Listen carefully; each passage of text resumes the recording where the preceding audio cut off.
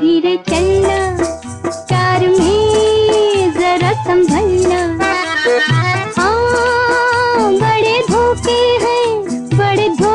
हैं इस राह में, बाबूजी धीरे चलना। जी हाँ, बड़े धोखे हैं इस राह में, फिर चाहे आप डीएसपी एसपी ही क्यों ना हो। मौजूदा कहानी है डीएसपी श्रेष्ठा ठाकुर की, जो सोशल मीडिया पर लेडी सिंघम के नाम से भी जानी जाती हैं। वर्ष 2012 में बुलंदशहर के स्याना में रूटीन चेकिंग के दौरान एक स्थानीय भाजपा नेता एक डीएसपी से भिड़ जाता है और इसका वीडियो वायरल हो जाता है।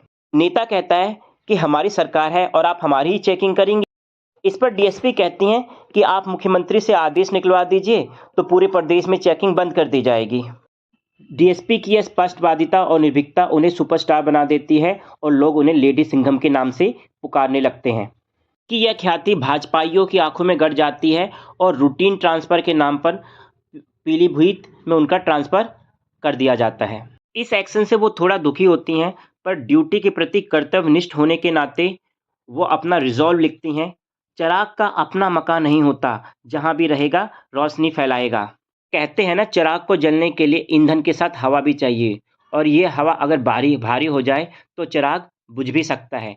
कुछ ऐसी ही कहानी है लेडी सिंघम डीएसपी श्रेष्ठा ठाकुर की। पिछले कुछ वर्षों में इंटरनेट और सोशल मीडिया समाज पर बहुत ज़्यादा हावी हो गया है, और इस सोशल मीडिया पर अपराधी और सेंधमार घात लगाकर सीधे साधे लोगों को अपराध का शिकार बनाते हैं, और सरकार और पुलिस बीच बीच में लोगों को इनसे बचने के लिए आगाह करती रहती है।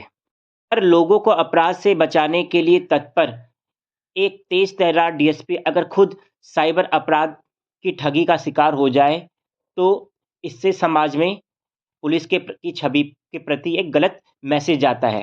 2012 में श्रेष्ठा डीएसपी बनी थी और 2018 आते आते परिवार वाले उन पर शादी करके सेटल होने का दबाव डालने लगे। श्रेष्ठा ने भी महसूस किया कि जीवन में एडवेंचर के साथ साथ एक ठहराव की भी ज़रूरत है, अतः उन्होंने शादी करने का फैसला किया और इस बाबत मैट्रिमोनियल साइट्स पर अपना प्रोफाइल अपलोड किया। 2008 बैच के एक आईएएस अधिकारी रोहित राज सिंह ने उनके प्रोफाइल में इंटरेस्ट दिखाई और बातों का सिलसिला चल निकला। रोहित राज सिंह ने बताया कि वे वर्तमान में झारखंड में एज ए डिप्टी कमिश्नर तैनात हैं। उनकी 2 बहनें विदेश में सेटल हैं। वे मूलतः बिहार के नवादा के हैं और उनके माता पिता गांव में ही रहते हैं। बातों का यह सिलसिला आगे चलकर मुलाकात और प्यार में बदल गया। उन्होंने जन्म जन्म साथ निभाने की कस्में खाई और अपने परिवार वालों को अपनी इच्छा बता दी। अंधा क्या चाहे, 2 आंखें। एक पीपीएस अधिकारी के लिए एक आईएएस अधिकारी का रिश्ता अपने आप में बड़ी बात थी, लिहाजा माता पिता ने भी बहुत ज़्यादा जांच नहीं की और दोनों की शादी 2019 में कर दी गई। जैसा कि कहा जाता है, ज़्यादा रोशनी आँखों को चकाचौंध कर देती है और साफ दिखाई नहीं देता। कुछ ऐसा ही हुआ श्रेष्ठा ठाकुर के साथ। मैट्रिमोनियल साइट्स पर फर्जी आईडी बनाकर धोखाधड़ी करना एक आम घटना हो चुकी है, पर एक डीएसपी इस घटना का शिकार हो जाए, ये बहुत बड़ी बात है। पर ऐसा ही कुछ हुआ डीएसपी श्रेष्ठा ठाकुर के साथ।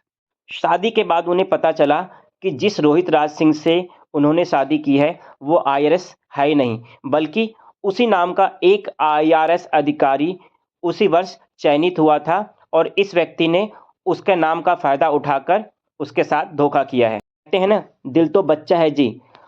रोहित राज सिंह के प्रति प्रेम की भावना, सामाजिक मर्यादा और पारिवारिक प्रतिष्ठा का ध्यान रखते हुए श्रेष्ठा ठाकुर ने इस विवाह के बचाए रखने की सोची।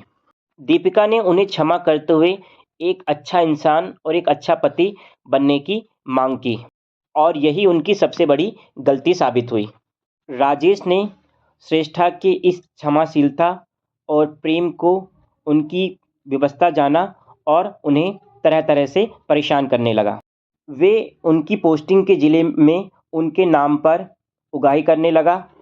वो श्रेष्ठा को कभी बहला फुसलाकर तो कभी डरा धमकाकर उनसे पैसे लेने लगा और अपनी अय्याशी पर खर्च करने लगा। शादी के कुछ ही समय बाद श्रेष्ठा प्रेग्नेंट हो गई थी और रोहित की ज्यादतियों को एक अबला नारी की तरह झेलने के लिए विवश थीं। 2019 में उन्होंने एक बेटे को जन्म दिया तो यह उम्मीद की कि अब शायद रोहित संभल जाए और एक जिम्मेदार पिता बन जाए। पर जब रोहित अपनी आदतों से बाज नहीं आया तो 2020 में उन्होंने तलाक की अर्जी दी और 2021 में उन दोनों का तलाक हो गया और रोहित उनका पूर्व पति बन गया। जीवन की इस घटना पर श्रेष्ठा प्रतिक्रिया देते हुए कहती हैं, जिंदगी एक चक्रव्यूह है और मैं अभिमन्यु। पर कहते हैं ना, बगुले को जब तालाब से आसानी से मछलियां मिलने लगती हैं तो वो उस तालाब को नहीं छोड़ता है। रोहित ने भी कुछ ऐसा ही किया। आग के बाद श्रेष्ठा की पोस्टिंग जिन जिलों में रही, रोहित वहां चला गया और श्रेष्ठा के नाम पर उगाही और अवैध धंधे करते रहा। अफसर के पति पर हाथ डालने का साहस मातहत कैसे कर सकते हैं, ये रोहित को अच्छे से पता था और वो इसी सब का फायदा उठा रहा था। उसके इस कारनामे से ईमानदार और निर्भयी श्रेष्ठा की छवि धूमिल हो रही थी। इसलिए उसने अपने मातहतों को निर्देश दिया कि रोहित के साथ कड़ाई से निपटें। सख्ती से रोहित तिलमिला उठा। उसके कमाने खाने का धंधा बंद हो गया। दिसंबर 2022 में उसने राज कुलश्रेष्ठ नाम की एक फेक फेसबुक आईडी बनाई और उस पर श्रेष्ठा के खिलाफ गंदी गंदी और भद्दी भद्दी बातें लिखने लगा। पेज को वायरल करने और पैसे कमाने के चक्कर में उसने अपनी और श्रेष्ठा की पर्सनल चैट्स को लीक कर दिया। लोक लाज के चलते लेडी सिंघम अब तक सब कुछ बर्दाश्त कर रही थी, पर अब पानी सिर से ऊपर जा चुका था। इसलिए उसने गाजियाबाद के कौशाम्बी थाने में जाकर रोहित राज सिंह और उसके परिवार वालों के विरुद्ध धोखाधड़ी और अन्य धाराओं में मुकदमा दर्ज करवा दिया। श्रेष्ठा ने अपनी शिकायत में बताया कि जब उनके बेटा हुआ तो उनके अकाउंट में 10 लाख रुपए थे। रोहित ने फर्जी साइन करके वो पैसे उनके अकाउंट से निकाल लिए थे। फिलहाल रोहित अब पुलिस हिरासत में है। उस पर मुकदमा चल रहा है और वह न्यायालय के सामने पेश किया जाएगा। इस दौरान पुलिस अधिकारी दोनों पक्षों के अलग अलग पहलुओं की जांच कर रहे हैं। लेडी सिंघम के डीएसपी श्रेष्ठा बनने की भी एक अलग ही कहानी है। उस समय श्रेष्ठा कानपुर में पढ़ाई कर रही थी। समाजवादी पार्टी का शासन था और मंचलों का दुस्साहस बढ़ा हुआ था। मुलायम सिंह उस समय एक बात के लिए वायरल भी हुए थे कि लड़कों से अक्सर गलतियां हो जाती हैं। 2 मंचलों की छेड़खानियों से तंग आकर श्रेष्ठा ने कानपुर के एक थाने में शिकायत दर्ज कराई, पर पुलिस वालों ने कोई कार्रवाई नहीं की। इससे श्रेष्ठा को बहुत निराशा हुई और उसी दिन उन्होंने प्रण लिया कि वो डीएसपी बनकर इस समस्या का समाधान करेंगी। माता पिता के सहयोग और अपनी कड़ी मेहनत से वो अपने रेजोल्यूशन को पूरा करती हैं और 2012 में डीएसपी की वर्दी धारण करती हैं। 2017 में योगी सरकार आती है और मंचलों पर लगाम लगाने के लिए प्रदेश भर में एंटी रोमियो स्क्वाड बनाई जाती हैं। बुलंदशहर का कप्तान रहते हुए दीपिका इस भूमिका को बखूबी निभाती हैं और उन्हें मुख्यमंत्री की प्रशस्ति भी प्राप्त होती है।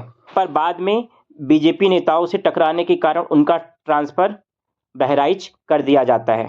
फिलहाल यह घटना एक सीख है कि सतर्क न रहने पर एक शेर भी सियार का शिकार हो जाता है तथा हृदय की कोमल भावनाओं और सामाजिक मर्यादाओं का बोझ ढोने के कारण एक ताकतवर से ताकतवर स्त्री भी पुरुष के सामने घुटने टेक देती है और उसके शोषण का शिकार हो जाती है। इस कहानी से आपने क्या सीखा, कमेंट कर ज़रूर बताइए और चैनल को अपना भरपूर प्यार दीजिए। धन्यवाद।